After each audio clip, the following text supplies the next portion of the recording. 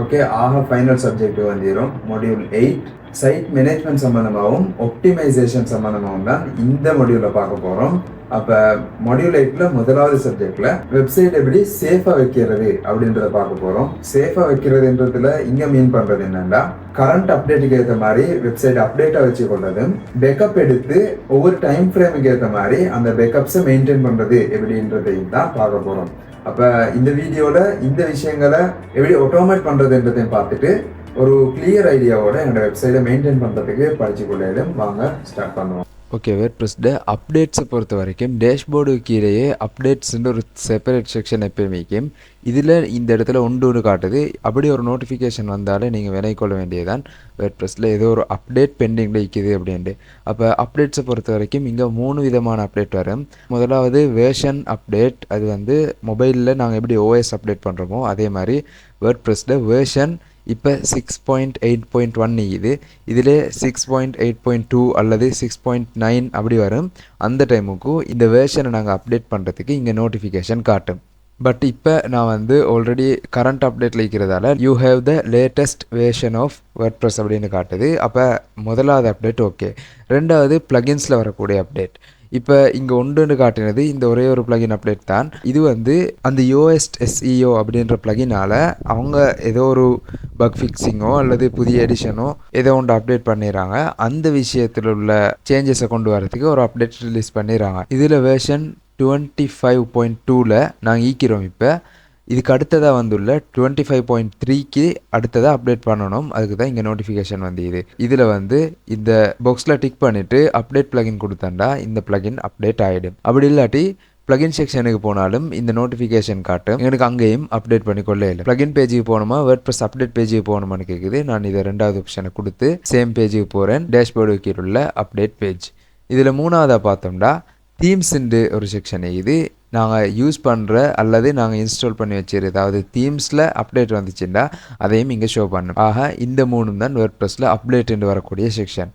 இது இல்லாமல் நாங்கள் பேஜில் ஏதாவது கண்டென்ட் சேஞ்சோ அல்லது புதிய ப்ளகின் செட் பண்ணி வேர்ட்ப்ரெஸ் செக்யூரிட்டியை எஸ்இஓவை அல்லது வேறு ஏதாவது ஃபீச்சர்ஸ் ஒன்று அப்டேட்டை கொண்டு வரேன்டா அதுவும் கைண்ட் ஆஃப் அப்டேட் தான். ஆனால் அது வந்து மேலதிகமாக நான் செய்யக்கூடியது.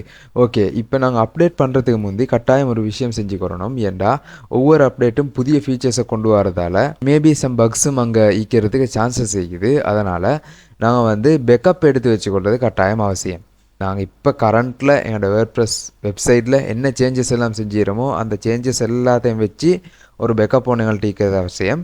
அப்போ இந்த பேக்கப் எடுக்கிறது எப்படி அப்படின்றத நான் பார்க்க போகிறோம். அப்டேட்டும் பேக்கப்பும் சம்மந்தப்பட்ட இந்த இடம் ஏன்டா நீங்கள் சம்டைம்ஸ் நீங்கள் ஒரு ப்ளகினையோ தீமையோ அல்லது வேர்ட்ப்ரெஸ்ஸை அப்டேட் பண்ணின பின்னாலேயும் அவங்க ஒழுங்காக ரிலீஸ் பண்ணில்லாட்டி அவங்க ஏதாவது பக்ஸ் அல்லது இஷ்யூஸை அந்த ப்ளகின் தீமில் இல்லாட்டி வேர்ட்ப்ரெஸ்ஸில் வச்சுருந்தாங்கண்டா அந்த விஷயம் வந்து எங்களோட வேர்ட்ப்ரெஸ் எஃபெக்ட் ஆக்கி எங்களோட வெப்சைட்டை ஃபுல்லாக க்ராஷ் பண்ணுறதுக்கு காரணமாகி. அப்போ இந்த சந்தர்ப்பத்தில் நாங்கள் பேக்கப் கொண்டு வச்சுருந்தோம்னா நான் க்ராஷ் ஆகிறதுக்கு முந்தி வெப்சைட் எப்படி இருந்துச்சோ அந்த லெவலுக்கு போகிறதுக்கான ஆப்ஷன்ஸ் எங்களுக்கு கேட்கும். அதனால் எங்களோட ஃபைல்ஸ் டாக்குமெண்ட் எல்லாமே சேஃபாக பாதுகாத்து கொள்ள இயலும். ஓகே, இப்போ பேக்கப் விஷயத்துக்கு வந்தோம்னா பேக்கப்புக்கும் நாங்கள் செப்பரேட்டாக ப்ளகின் இன்ஸ்டால் பண்ணணும். ஆல்ரெடி உங்களுக்கு தெரியும் வேர்ட்ப்ரெஸ்ஸில் இல்லாத ஒரு ஃபங்க்ஷனை நாங்கள் ப்ளகின் மூலமாக கொண்டு வருவோம். எங்களோட lixel.com அப்படின்னு இந்த வெப்சைட் பேக்கப் ஃபியூச்சரை கொண்டு வரதுக்கு பேக்கப் பண்ணி சர்ச் பண்ணுறேன். டொப்பாக வரக்கூடிய ரிசல்ட்லேருந்து எங்களுக்கு எதையும் பிக் பண்ணி எடுக்கல. நாங்கள் பொதுவாக கிளைண்ட்டுக்கும் நாங்களும் யூஸ் பண்ணுறது இந்த அப்டிராஃப்ட் ப்ளஸ்ன்ற பேக்கப் ப்ளகின். இது வந்து மைக்ரேஷனுக்கும் ஹெல்ப் பண்ணும். அதனால் இதை இன்ஸ்டால் பண்ணி ஆக்டிவேட் பண்ணி கொள்கிறேன். அது இல்லாமல் மைக்ரேஷனுக்குன்னு தனித்தனி டூல்ஸும் இருக்குது, அதையும் யூஸ் பண்ணலும். இப்போதைக்கு இதை ஆக்டிவேட் பண்ணி கொள்வோம். ஓகே, இந்த ப்ளகின் ஆக்டிவேட் ஆன பின்னால் செட்டிங்ஸுக்கு போனோம்னா ப்ரீவியஸாக நாங்கள் எடுத்த பேக்கப்ஸ் எல்லாமே இங்கேயும் தேவைப்பட்ட இந்த பேக்கப் நவ் பட்டனை கிளிக் பண்ணி பேக்கப் எடுத்துக்கொள்ள இயலும். அது இல்லாமல் நாங்கள் பேக்கப்பை ஆட்டோமேட் பண்ணிக்கொள்வோம் மேலும். ஓகே, மெனுவில் ஒவ்வொரு தடவையும் வந்து பேக்கப் எடுக்கிறது அசாத்தியமான ஒரு விஷயம் என்பதால் நாங்கள் வேர்ட்ப்ரெஸ்ஸில் அப்டேட்ஸ் எதுவும் கொண்டு வருவோம். நாங்கள் ப்ராடக்ட் எல்லாம் எட் பண்ணுவோம். ஆல்ரெடி இது இ-காமர்ஸ் வெப்சைட் என்பதால் ரெகுலராக ப்ராடக்ட் வந்து கொண்டே இருக்கும், எங்களுக்கு சேல்ஸ் வரும். இது மாதிரி நிறைய விஷயங்கள் இருக்கிறதால நாங்கள் ஆட்டோமேட் பேக்கப் செட் பண்ணிக்கொள்வது அவசியம். இப்படி நாங்கள் பேக்கப்பை ஆட்டோமேட் பண்ணி கொண்டோம் அப்படின்னா மெனுவில் ஒரு தடவை வந்து செக் பண்ண தேவையில்ல, அதுவாகவே ஆட்டோமேட்டிக்காக எல்லாத்தையும் செஞ்சு கொள்ளும். அப்போ முதலாவது செட்டிங்ஸுக்கு கிளிக் பண்ணுறேன். இங்கே வந்தோம்னா மெனுவல் பேக்கப் தான் இப்போதைக்கு ஷெடியூலில் இருக்குது. இந்த ஷெடியூல் பண்ணுற இடத்துல நாங்கள் எங்களுக்கு தேவையான டைம் ஃப்ரேமை சூஸ் பண்ணி அதுக்கேற்ற மாதிரி பேக்கப்ஸை பிளான் பண்ணி கொள்ளையிலும். எவ்ரி 2 ஹவர்லேருந்து மந்த்லி வரைக்கும் எங்களுக்கு ஆப்ஷன் செய்யுது. நீங்கள் தேவைண்டா வெப்சைட்டில் மோஸ்ட்லி சேஞ்சஸ் நடக்காது அப்படின்னா மந்த்லி சூஸ் பண்ணிவிட்டு டேட்டா பேஸுக்கு மந்த்லி சூஸ் பண்ணிவிட்டு சேவ் சேஞ்சஸ் கொடுத்து கொள்ளையிலும். இப்போதைக்கு இந்த வெப்சைட்டில் வந்து நான் வீக்லி சூஸ் பண்ணுறேன். ரெண்டுக்கும் சூஸ் பண்ணிவிட்டு கீழே எங்களுக்கு மல்டிபிள் ஆப்ஷன்ஸ் தந்துடுறாங்க. இந்த பேக்கப் வந்து எங்கே சேவ் ஆகணும் அப்படின்றத சூஸ் பண்ணுறதுக்கு.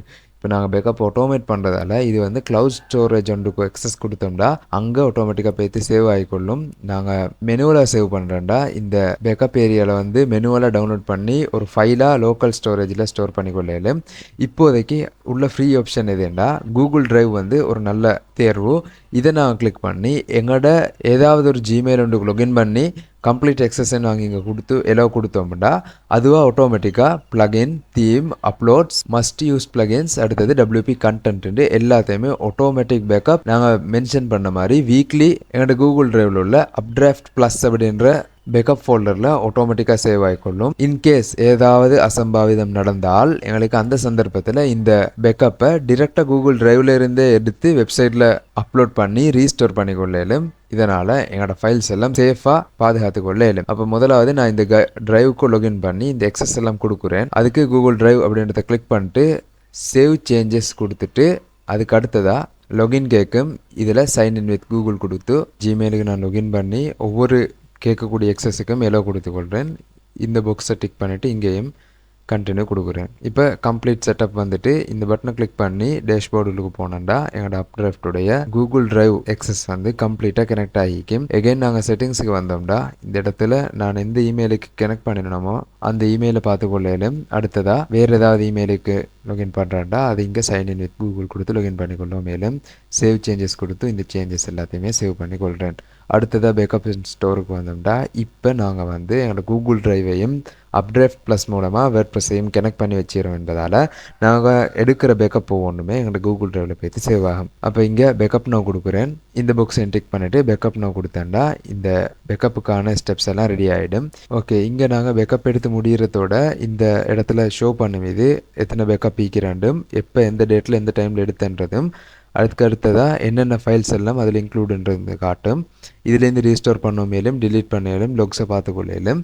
சேம் நாங்கள் கூகுள் டிரைவுக்கு வந்தோம்னா அங்கே எங்களுக்கு நாங்கள் லாஸ்ட் எடுத்த பேக்கப்ஸ் எல்லாத்தையுமே ரீசன்ட் ஃபைலில் பார்த்துக்கொள்ளையிலும். அது இல்லாமல் அப்டிராஃப்ட் ப்ளஸ் அந்த ப்ளகின் நேமில் ஒரு ஃபைல் செப்பரேட் ஆகிக்கும். இந்த ஃபைல் உள்ள தான் எல்லா பேக்கப்ஸுமே இன்க்ளூட் ஆகி லிஸ்ட் ஆகிக்கும்.